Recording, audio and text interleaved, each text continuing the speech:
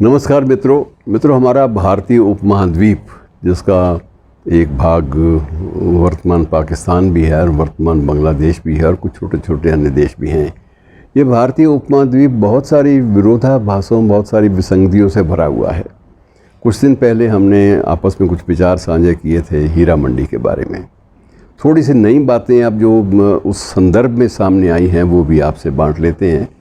और सबसे बड़ी बात यह है कि अब जो हीरा मंडी के विषय में जो हमारे यहाँ OTT फिल्म बनी है प्रसारण के लिए, और ये भी बताया गया है कि संजय लीला भंसाली इसमें एक नया प्रयोग करने भी जा रहे हैं। इसको पूरे पर्दे की फ़िल्म बनाने जा रहे हैं और बड़े भव्य सेट OTT में भी हमें देखने को मिले हैं।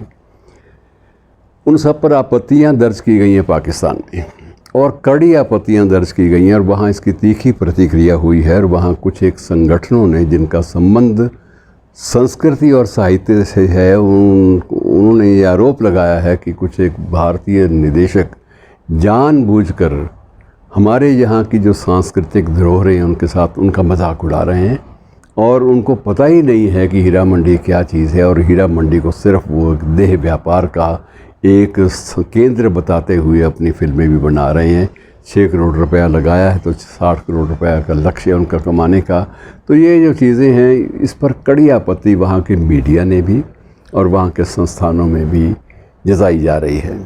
और इसी संबंध में हीरा मंडी का एक प्रकार से पुनर्पाठ जो है उसको दोबारा नए सिरे से प्रस्तुत करने की बातें भी चल निकली हैं, और चर्चा वहाँ पर भी इसकी खूब होती है। उर्दू में एक शेर है मित्रों, टिब्बी में चल के जलवाए परवरदिगार देख, ये देखने की चीज़ है इसे बार बार देख। अब टिब्बी क्या है? टिब्बी वो स्थान है जो हीरा मंडी का पुराना नाम था। तो एक प्रकार से परंपरा जो है पहले से चली आ रही है, और उस स्थान का अधिग्रहण महाराजा रंजीत सिंह के समय में उनके एक सिपा सलार और बाद में राजा भी उनको कहा जाता था, राजा हीरा सिंह ने उसका अधिग्रहण किया, इसलिए कि अनाज की एक मंडी बनेगी और उस मंडी का नामकरण हीरा मंडी महाराजा हीरा सिंह के नाम पे या राजा हीरा सिंह के नाम पे हीरा मंडी कर दिया गया। और बाद में जब इसका कुछ सौंदर्यीकरण हुआ तो उसके बाद लोगों ने इसके साथ जोड़ दिया कि क्योंकि यहाँ सिर्फ हीरे जैसी रूहें निवास करती हैं और इसलिए इसका नाम हीरा मंडी कर दिया गया। तो ये एक प्रकार से अलग अलग तरह की धारणाएं, अवधारणाएं ये आरंभ हो गई। लेकिन राजा हीरा सिंह का मुख्य रूप से ये था कि अगर आपने अनाज मंडी का कुछ हिस्सा सामान्य व्यक्ति या प्रबुद्ध जन के मनोरंजन के लिए रखना भी है तो उसको विशुद्ध रूप से एक शर्त होगी कि उसमें देह व्यापार नहीं होगा, उसमें सिर्फ शास्त्रीय नृत्य होंगे। और शास्त्रीय नृत्य में भी सबसे पहला उल्लेख कथक नृत्य का किया गया। तो इस प्रकार से एक अवधारणाएं जो स्थापित थी वो अलग थी। और बाद में जब अंग्रेज़ों का शासन, जब उन्होंने भी लाहौर को अपना एक प्रकार से मुख्य केंद्र बना लिया, छावनी भी बना ली, लाहौर में कैंटोनमेंट बन गई और उनका रुतबा भी बड़ा था, शासक थे, तो उस समय इसका जो इस स्थान का जो प्रयोग था, जो अंग्रेज़ी जो शासक और अंग्रेज़ी जो फ़ौजी थे वो इस स्थान का प्रयोग अपने मनोरंजन के लिए करने लगे, और वहाँ ये देह व्यापार का सिलसिला भी कुछ हद तक शुरू हुआ।